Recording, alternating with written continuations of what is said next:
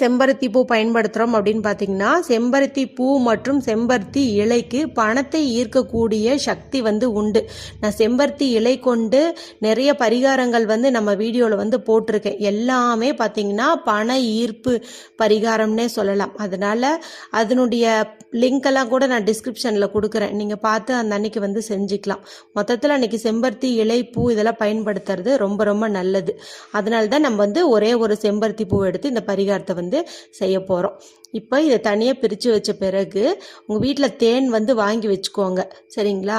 வாங்கி வச்சுட்டு ஒரு ஸ்பூன் அளவு தேன் எடுத்து ஒவ்வொரு இதழ்லையும் நீங்கள் ஊற்றணும். அன்றைக்கி பஞ்சமிங்கிறதுனால நம்ம 5 இதழில் வச்சுருக்கோம். 5 ஸ்பூன் அளவு நம்ம தேன் ஊற்றுறோம். சரிங்களா? நீங்கள் என்ன நிவேதனம் வச்சுருந்தாலும் சரி, கூடவே நீங்கள் இதை வச்சிடணும். வச்சுட்டு உங்களுக்கு செல்வ செழிப்பு அதிகரிக்கணும், உங்களுக்கு எந்த அளவுக்கு பண தேவை இருக்குது அப்படின்னு மட்டும் சொல்லுங்கள். எனக்கு கடன்